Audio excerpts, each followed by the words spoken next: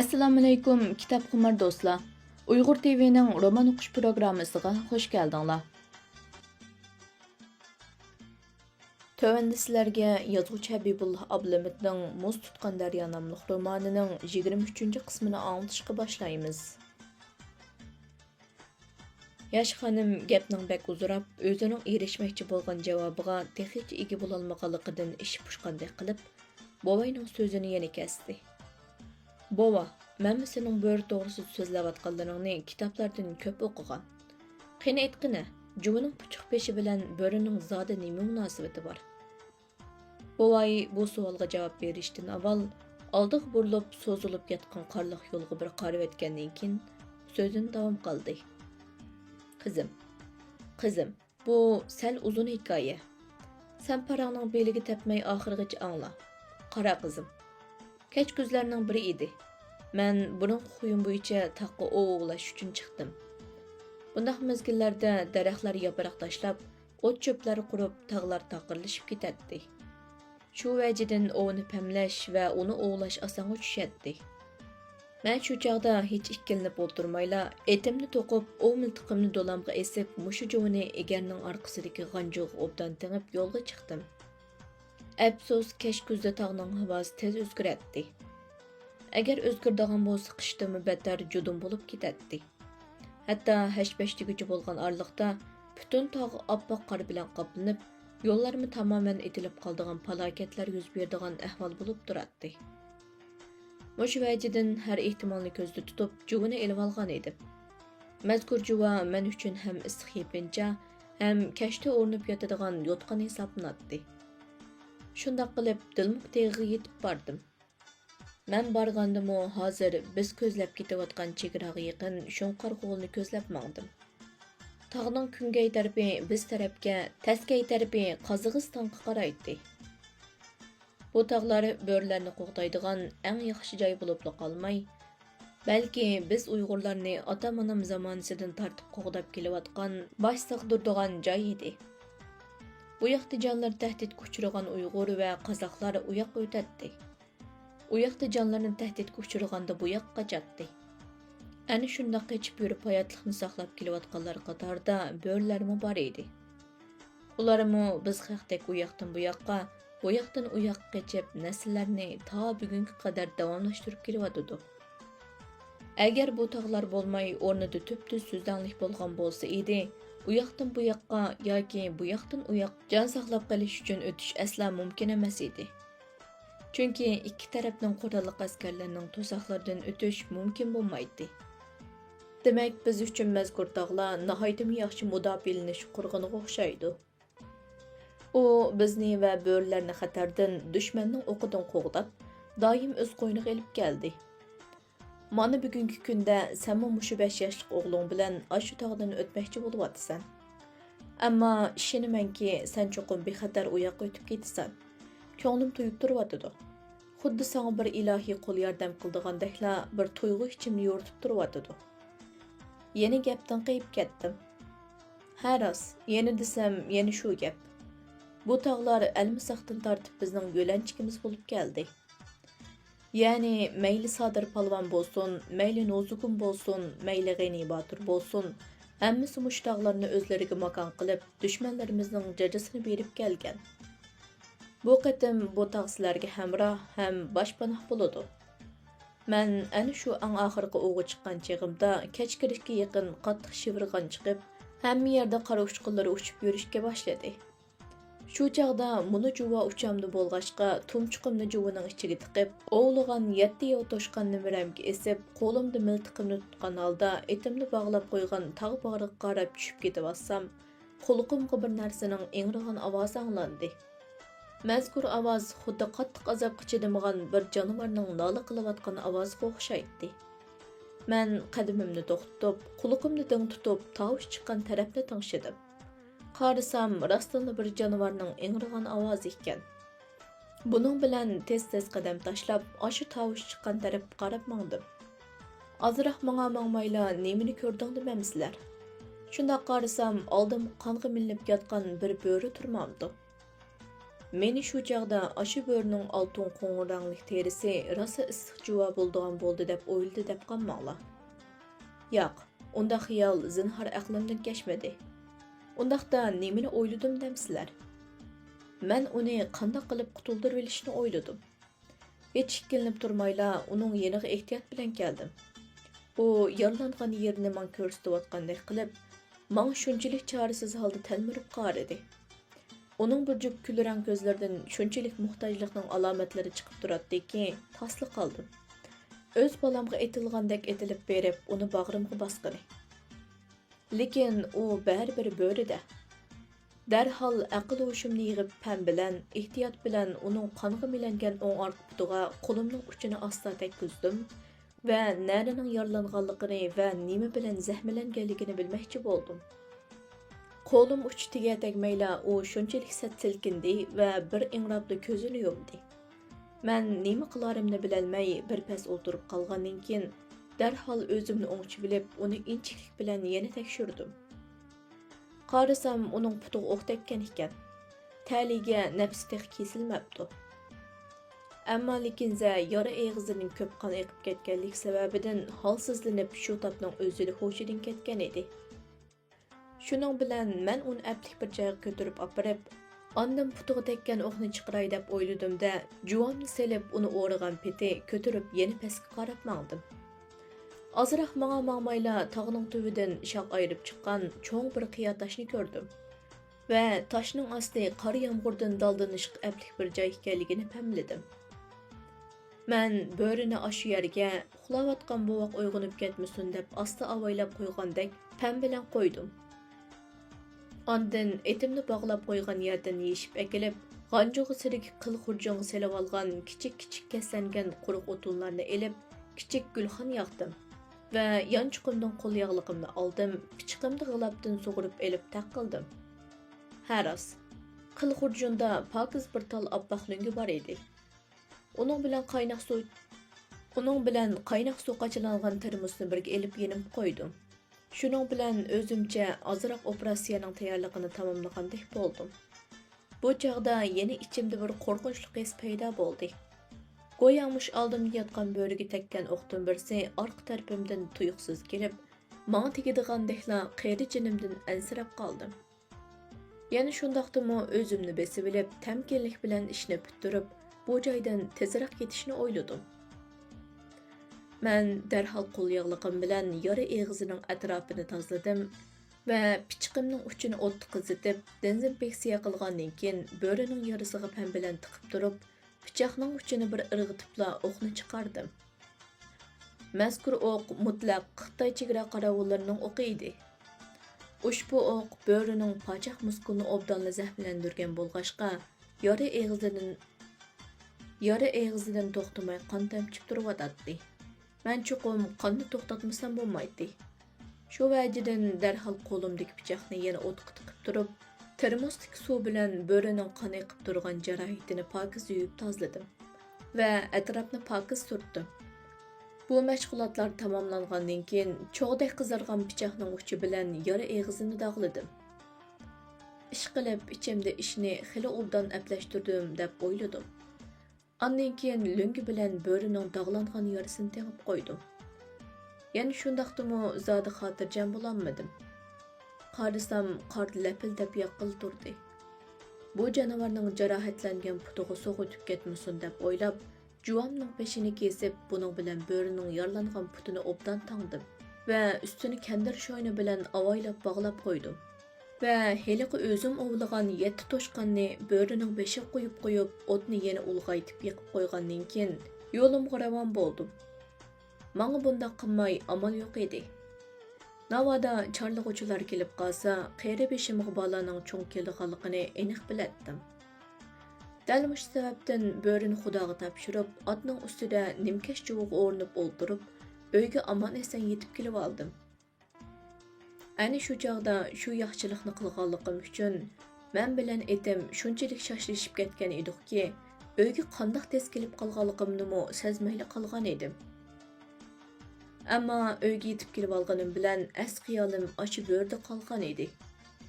Shu ishlar yuz berib uzoq vaqt o'tmay, u toqqa orqa-orqadan 3 qatim chiqqan bo'lsam-mu, u bo'rini hech uchratmadim. Keyin meningmi o'g'lash qaroyim bormidi. Asta-asta qerib, kuch-quvvatimdan qoldim. Biroq taqqa chiqqanlarning aytishicha, tog'dagi bo'ri sürüsü ichida o'ng orqa putini oqsab mangdigan, oltin qo'ng'ironglik bo'yinlari to'm bir erkak bo'ri bormish. Demakki, men qutuldirgan bo'ri dal ana shu bo'ri bo'lishi ehtimolga eng yaqin. Men bo'ri sürülari to'g'risidagi shu uchurlarni anglagandan keyin o'zim shunchalik xotirjam bo'lib qolgan edim. Mubada keyin shu bo'rini ko'rgan bo'lsam, cho'qim uning ko'zining ichiga bir qarabla tunib olgan bo'lardim. Chunki men uning shu chog'dagi yordam so'ragan qiyofatdagi talmirib qarashlarini hech aqlimdan chiqara olmagan edim. Hatta ta hozirgacha hali yuz bergan ishdek ko'z oldimdan ketmayotdi. Shuni deyishni unutib qolmay. Tahi bu bo'ri qaysi bir kuni tushimga kirib qopdi. Tushimda u o'ng orqa putini oqsab oldimda menga yo'l boshlab ketib boradi. Men bo'lsam o'zimdan shunchalik faxrlanib ketib. Qadimgi zamonda O'g'uzxon otamizga yo'l boshlab mangan ko'k bo'ri menga yo'l boshlab ketayotgandek xo'shnut bir hissiyot ichimni qoplab olgan edi.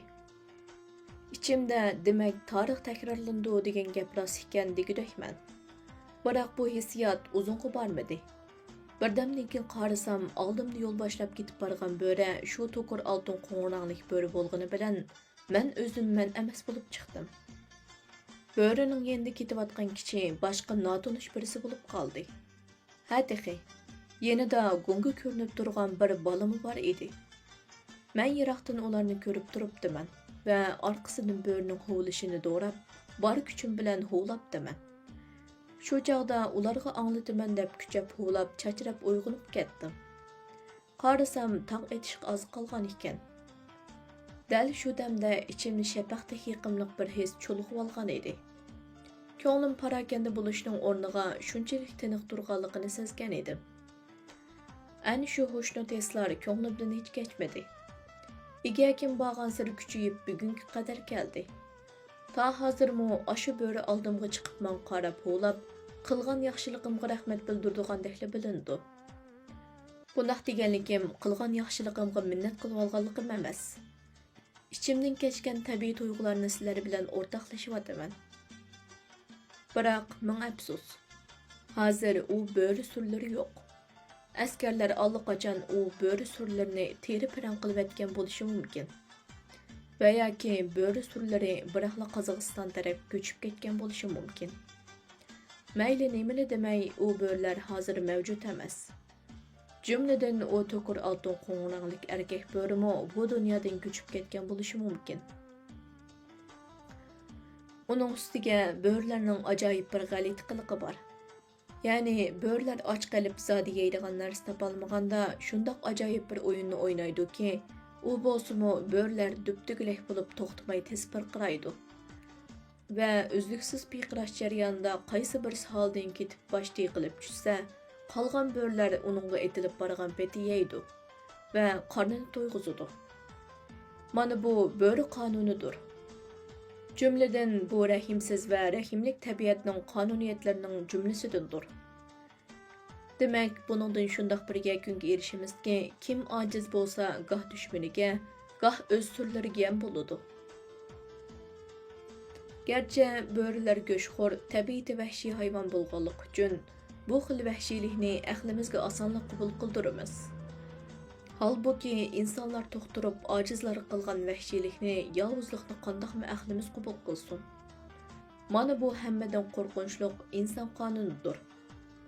Qizim, endi tushungansan. Mana bu juvining peshining nima sababdan puchuq bo'lib qolganligining bayoni. Deb oldiga qaradi va otning tizginini tortib qo'ydi. Ot yana buni xushyor holda kelib, quloqlarini shingtaytib, tuyoqlarni tez-tez yutkab, harvini yengil so'rab mengishga boshladi. Bu chog'da yosh xonim buvayning aytgan hikoyasini ichida tuzab, qayta yezib chiqayotgandek, hatto yozgan hikoyasining pash va chekitlarini tuzashtirib, tahrirlayotgandek lamjim demay, yana shu juvining puchuq peshiga ko'zini tikib o'tiradi. Odam eng qimmatli kishilardan ayrilib, yiroq-yiroq joylarga qarab yo'lga chiqqanda, qandoqdir bilib bilmay bir narsaga tikilib qoldi.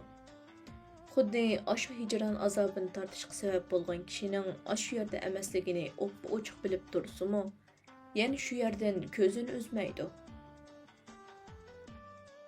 Yosh xonimning hozirgi ruhiy dunyosi dal shundoq edi. Ko'zini tanho oroldek ko'rinib turgan Jo'ning puchuq yerdan uzmay, xuddi shu oroldan erini izlayotgandek, ashu hikoyalar bilan to'lgan sirli orolda bir yaxshilik yoshirinib yotgandek shu yerdan ko'zini olmay o'tiradi. Bola bo'lsa Jo'ning ichiga tumshuqini tiqib, bo'rining kuchukidek ko'zini qarchug'isini u yoqdan bu yoqqa tez yo'tkab turadi. Ularning ustidagi quyosh qish fasligi xos sovuq nurni ularning ustiga sepib atadi. Oq bulutlar bo'lsa parvosiz uzib yuradi. At harvisi yana alahazal yarim soatgacha odamning uchaylariga o'xshab qoldigan agar bugur yo'llarda mongandan keyin yo'lning ochimiqiga yetib keldi. Mazkur ocha yo'lning bir tarafi ko'mirkonga, yana bir uchi bo'lsa chegara tarafga tutishadi. Bovay hech ikkilinib o'tirmayla tizgini tortib, atning beshini chegaraga tutishadigan yo'l tarafga burdi.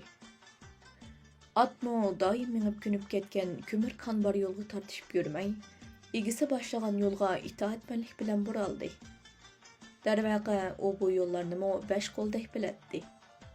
Garchi bu yo'llarda harbi so'rab maqmag'ini bilan ustiga bovayni mindirib, o'g'i necha 10 qitim chiqqan yo'llar bo'lg'ashqa, yo'lning egiz-past yerlarini pishiq biladi. Shu vajidan otganni burunqi suratini ostilatmay, bo'ri yurg'izga minib ketyotadi. Lekin azroq mangmayla ot o'zligidan to'xtadi. Chunki oldida yo'l yo'q edi. Oldida oppoq qorliq jilg'a tanho so'zilib yotadi. Jilg'ining ikki yenida bo'lsa bujg'un chiqarib, o'rkash yasab eqiyotgan daryoga o'xshaydigan do'lqinsimon qorliq tog'lar o'rab yotadi. U yoqqa otning harvisini so'rab menishi mumkin emas edi. Qolgan yo'lni qor kechib menishga to'g'ri keladi. At to'xtishi bilan tang bovay harvisidan irg'ib tushdi va harvida nima qilishni bilmay gangirab o'tirgan yosh xonim bilan bolani yerga tushishga ishorat qildi. Amdi bovayning chiroyli xotirjamlik tuyg'usining o'rnini ansizlik alomati egallagan edi. Bovay bu uchuqchilikda uzun turishga bo'lmaydiganligini obdan biladi. Bundaq tog'ning bag'rida odamning oyoqi tegmagan yerda uzun turish har qanday bir chorlig'uchining diqqatini qo'zg'amay qolmaydi. Shu sababdan bovay navri va avrisiga mangdigan yo'lni aniq tasvirlab bergandan keyin ularni jilg'ining ichiga kirgizib etibla orqasiga yolmasa, boshlari qanday bir balo qazoning keldiganligi o'ziga besh qo'ldek ayon edi. Yosh xonim va bola issiq chuvining ichidan sug'urilib chiqib, harbidan yerga tushdi va so'mkalarni qo'liga oldi. Juvdagi yo'qning purqi ularning vujudi bilan ruhiga singib ketgan edi. Ularning ayrildigan joyi dal mush harbidan tushgan joy edi. Ana va bola shundoq bir nuqtaga kelgan ediki, bu nuqtadan zinhor orqaga qaytishi mumkin emas edi. Dal mush vajidan ana va bolaning faqat va faqatla oldiga qarab yo'lsiz yerdan yo'l echib mangmoqdan boshqa bir yo'li yo'q edi. Nazar doirasi torlashib qolgandek his tuyg'uda bo'layotgan yosh xonim bovsiga hasrat bilan qaradi.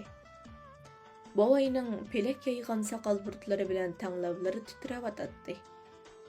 Ko'zlari yosh pardalari bilan torlashib xiralashishga boshlagan edi. Bovay qanday xo'shlashishni, nima deyishni bilmayotgandek qiladi.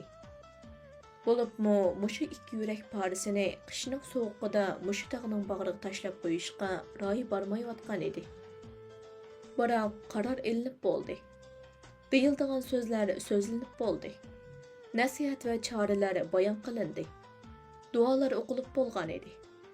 Hikoyaning oxirini mush yerda oxirlashtirishga majbur edi. Bovay bo'ynidan bir qariyib o'tkazilgan o'shiqni chiqarib elib, bizda o'g'illarga bo'ri o'shiqi tumari deyilgan saqim so'z bor.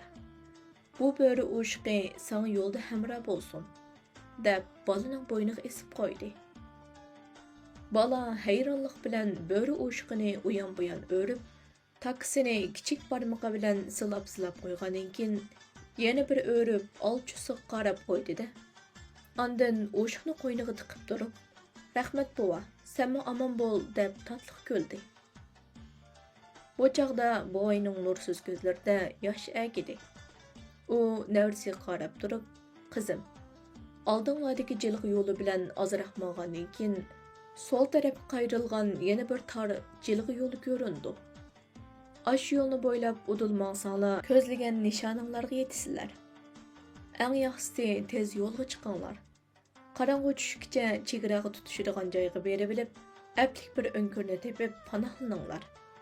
Tang etish bilan tangla uyoq o'tib ketadigan amalni qilinglar.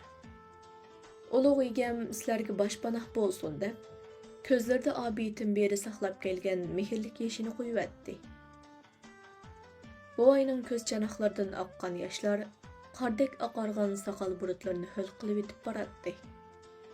Yosh xonim yanchuqidan parang yog'liqini chiqarib, buvasining judolik yoshlarini surtdi va buvayning butun seg'inishlarini, barliq hasratlarini, alamlarini, faryodini oshu parang yog'liqqa o'rab elib, o'ziga mangulik xotira qilib olishni o'ylagandek, yosh yuqi yog'liqni pomlab yanchuqiga soldi va buvayning bo'yniga esilib xo'shlashdi. Buvay o'shiq tushib gap qilib vaqtni isrof qilib o'tmaslik uchun darhol etini burab, harvisiga chiqdi va orqasiga qarashga jur'at qilolmay, etiga qamchi selib yurib ketdi. Ot hasratlik kishnab yo'l qilib kelgan yo'lida ketiyotdi. Ana va bola bo'lsa o'zlaridan bag'an siri yiroqlab ketayotgan buvayga qarab turadi. Yosh xonimning sovuqdan qizil gulning bargisiga qizarib ketgan lavlari titrayotdi. Bu hol ichida buvasiga duo qilganligini ro'shan ravishda ifodalab berayotdi. Bir lahza o'tmayla buvay harvisi bilan tang ko'zdan g'oyib bo'ldi. Shu taraf ko'zlarini tikib, yerga qiqib qo'ygan qo'ziqdek turgan ona va bola yana bir pas joyidan midirlamay jim turgandan keyin orqasiga burilib, oldida so'zilib yotgan qarliqchilikqa qarab, qandoq qilishni bilmay qarab turib qolishdi.